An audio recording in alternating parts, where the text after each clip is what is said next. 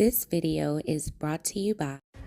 What's up, kings and queens? It's your girl, Charlotte Moore. As always, we give thanks for another day, you dig? So as the CEO and founder of Motivational More, we take pride in working with incredible creative entrepreneurs. And today, we are shooting a campaign for cool green clothing founded by the one and only AC Green. So the vibrational energy of this line is all about street vibes, a growth mindset, hustle. So today, we are highlighting this, guys, the Baltimore Cool Green Snapback. How cute is this? Look at this. So we're going to have so much fun on the shoot. And I'm telling you, follow cool green clothing. It's so important for us to support our entrepreneurs. There's so much talent in Baltimore. And as a creative entrepreneur myself, I know how hard it is. And I love to see just people going out there and going for their dreams. So let's get it. Bless up. What's going on, YouTube fam? It's your boy Tony 2 times, and we back with another episode of the Baltimore Way, man. Before I start, be sure to tap that like button. Definitely watch this video to the end to hear the full story and all the details in the case. To all the day one subscribers, welcome back. Thanks for tuning in. Y'all already know we appreciate the love and support like always. If you're new to the fam and you feeling the content, be sure to subscribe. Tap that notification bell so you can be notified every time we drop a new video. Let's get right into the story. Marriage. That's usually the goal for most people after being on the scene, dating, and realizing there's not much out there anyway. So when you find somebody on that same tip in life as you, it's worth trying to build with that person. In my humble opinion, a marriage is one of the hardest relationships to manage. You are dealing with another individual on every level of life, emotionally, physically, financially, and even though the couple might love each other, tempers do flare, and rain definitely comes in between the sunny days. Some people fight hard to keep their union, but some are simply unhappy and want to go their separate ways. This is where things get tricky.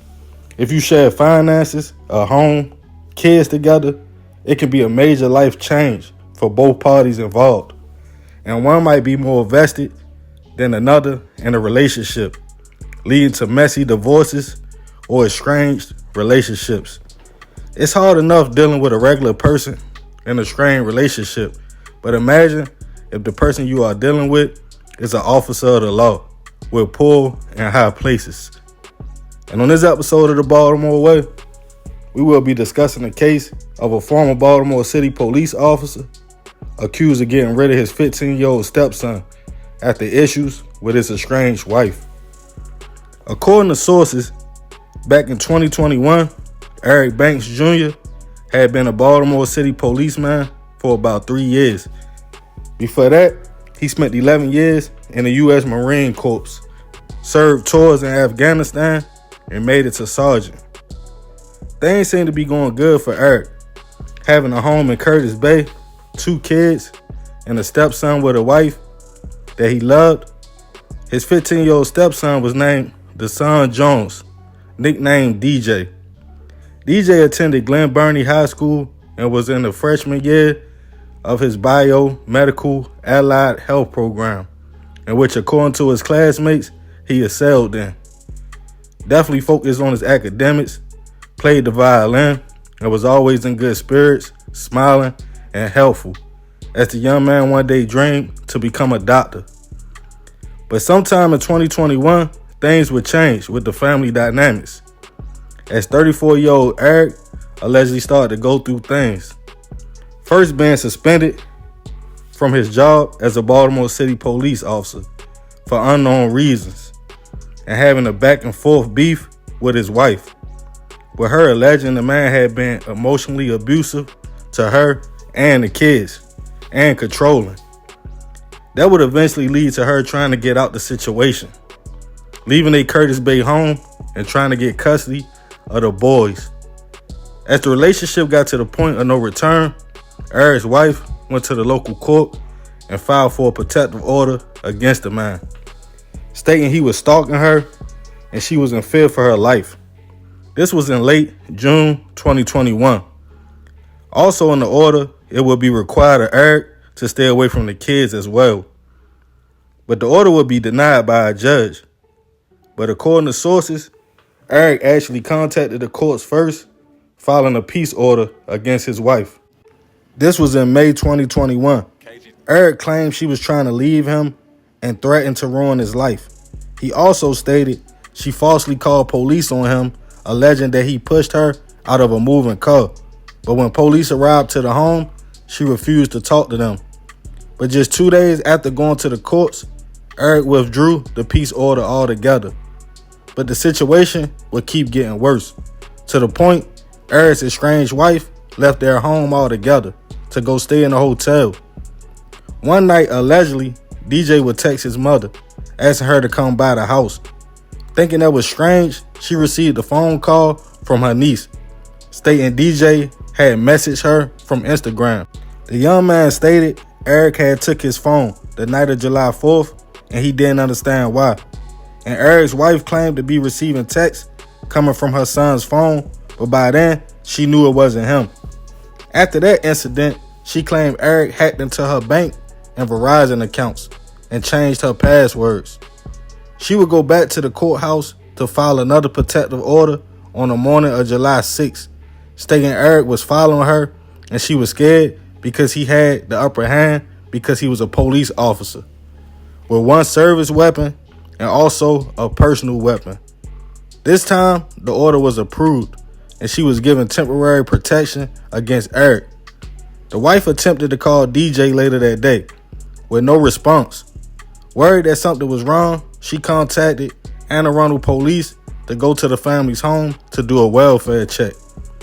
As she was headed to the house anyway to pick him up. Around 4:56 p.m. on July 6th, police went to the home on the 1400 block of Stony Point Way in Curtis Bay. As they got there, Eric initially told them DJ had got mad and left home, leaving all of his belongings in the house. But things seemed strange, as he stated it was just him and his other 2 kids at the home. But with information about the protective order and the custody battle for all 3 kids, police requested warrants to search the house. As they got inside, allegedly they found wet clothes with what seemed to be bleach and blood. Some of the items belonged to Eric and some belonged to DJ. As police made it to the attic, they saw a hole with a white cover over top of it. Eric told officers that was his gun safe, and according to sources, he tried to interfere with the search at that time. But as the search continued, police noticed a body. It was DJ's. Eric was detained while they figured out what was going on.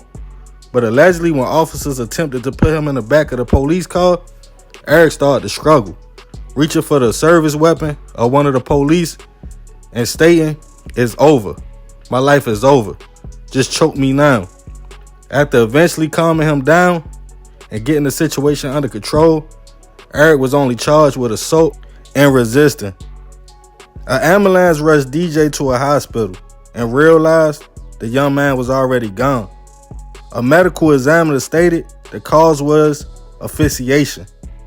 Eric's charges were then upgraded to murder and abuse, and Eric was being accused of doing the unthinkable to his stepson, taking his life. Arresting officers stated the man's state of mind at the time was a little off. He seemed like he wanted to hurt himself. But as the charges hit, Eric obtained an attorney who stated it was all just a simple misunderstanding and DJ did this to himself. They stated earlier that day the young man tried to take himself out, but Eric cut him down, told him to clean up because his mother was on her way to pick him up. But with the evidence against him, the charges would stick. Witnesses stated they never heard anything at the home, but DJ's mother screaming after the fact. Some also reported police being called to the home on multiple occasions. Eric was given a no bail in the case, and it hasn't made the trial yet. He is innocent until proven otherwise. Rest in peace to DJ. I send my deepest prayers and condolences to his mother and the rest of his family. I'm curious on y'all opinion on this case, so I'm going to leave the moral of the story up to everybody in the comments. Let me know what y'all think about this. Yeah, man, it's a crazy story. Like I said, first and foremost, rest in peace, DJ. You know, this is a tough situation, but they just go to let you know people got problems. I don't care if they doctors, lawyers, police, but that don't mean you should take a life, allegedly. Now, it seemed like they was going through it. They was about to get a divorce for whatever reason, but it seemed like Eric wanted to try to keep his family. But sometimes people be on different pages. It seemed like his wife was ready to leave. She wanted to take the kids. I think it was 3 boys. I think they got 2 younger boys together. Then DJ was his stepson. But unfortunately, it ain't happen like that. You know, she left the home. She was trying to get away. She said he was controlling. He had a lot going on. He trying to say she was trying to ruin his life. And whatever the case may be, it led to an unfortunate situation. Like I said, haven't made the trial yet, you know, so he innocent until proven otherwise. But man, definitely let me know what y'all think about this one in the comments. I appreciate you made it to the end. Y'all already know it's all love, fam. It's your boy Tony 2 times. I'm out.